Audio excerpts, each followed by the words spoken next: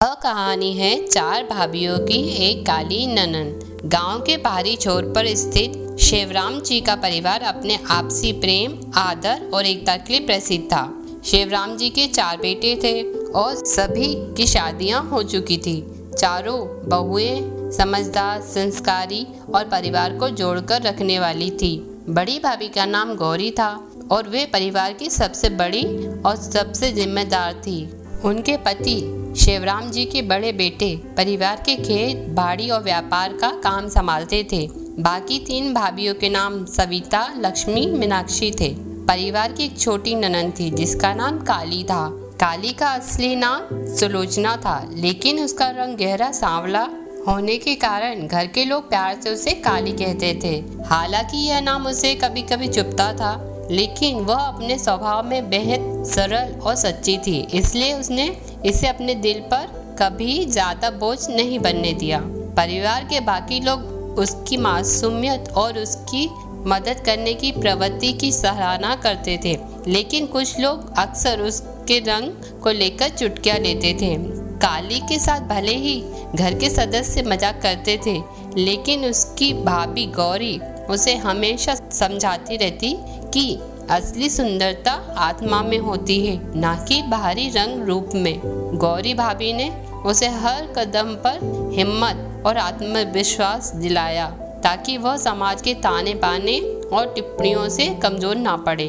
गौरी भाभी काली के बेहद करीब थी। उन्हें हमेशा लगता था कि काली को अन्य लोग पूरी तरह से समझ नहीं पाते। उनके मन में एक खास जगह थी काली के लिए, और यही कारण था कि वह हमेशा उसकी चिंता करती थी। जब काली छोटी थी तो गौरी भाभी ने ही उसे हर छोटी बड़ी बात सिखाई, चाहे वो घर का काम हो या फिर जीवन की बड़ी बड़ी सीखें। एक बार गांव में एक बड़ा मेला लगने वाला था। मेले के लिए पूरे परिवार में तैयारी हो रही थी। काली भी मेले में जाने के लिए बहुत उत्साहित थी, लेकिन उसे एक बात सता रही थी, वहां जाने पर लोग उसकी तुलना उसकी गौरी भाभीयों से करेंगे। उसे डर था कि उसकी सांवली रंगत के कारण लोग उस पर हंसेंगे।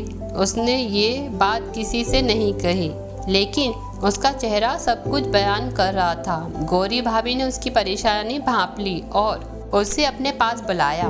गौरी भाभी ने काली से कहा, सुलोचना, तुम्हारी सुंदरता तुम्हारे दिल में है। अगर तुम खुद पर विश्वास रखोगी तो दुनिया भी तुम्हें उसी नज़र से देखेगी। हम सब तुम्हें बहुत प्यार करते हैं और तुम्हारा रंग तुम्हारी पहचान नहीं है। गौरी भाभी की ये बात सुनकर काली को थोड़ा सुकून मिला। गौरी भाभी ने उसे अपनी सबसे सुंदर साड़ी पहनने को दी और उसके बालों में फूल सजाए।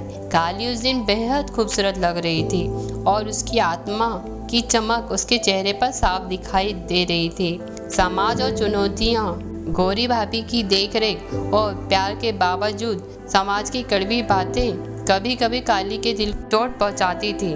गांव के कुछ लोग अक्सर उसे यह एहसास दिलाते थे कि उसका सांवला रंग उसके विवाह के रास्ते में बाधा बनेगा। यह बातें सुनकर काली का आत्मविश्वास कमजोर पड़ जाता था।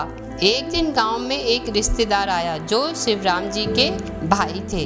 उन्होंने काली को देखकर तंज कसते हुए कहा, शिवराम भाई, आपकी 3 बहुएं तो गोरी चिट्ठी हैं, लेकिन ये काली लड़की, इसका विवाह कैसे होगा?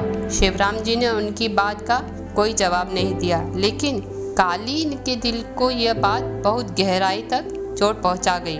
उस रात काली ने गौरी भाभी से कहा, भाभी, क्या मैं सच में इतनी काली हूँ कि कोई मुझे पसंद नहीं करेगा? क्या मेरा रंग ही मेरा सबसे बड़ी कमजोरी है? गौरी भाभी ने उसकी आंखों में आंसू देखे और समझाते हुए कहा, सुलोचना, दुनिया हमेशा कुछ ना कुछ कहेगी, लेकिन तुम कभी अपनी पहचान को दूसरों की नज़रों से मत देखो।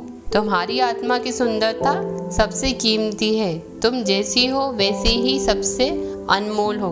कुछ समय बाद गांव में एक बड़ा समारोह हुआ। इस समारोह में गांव के बाहर के लोग भी आए। उनमें से एक युवक था जिसका नाम अर्जुन था। अर्जुन एक पढ़ा लिखा और समझदार युवक था जो शहर में काम करता था, लेकिन गांव से उसका गहरा जुड़ाव था। जब उसने काली को देखा तो उसे उसकी सादगी और मासूमियत ने प्रभावित किया। उसे काली का सांवला रंग नहीं, बल्कि उसकी आत्मा की सुंदरता भाई। धीरे धीरे अर्जुन और काली के बीच बातचीत बढ़ने लगी और अर्जुन ने काली के परिवार से उसका हाथ मांग लिया।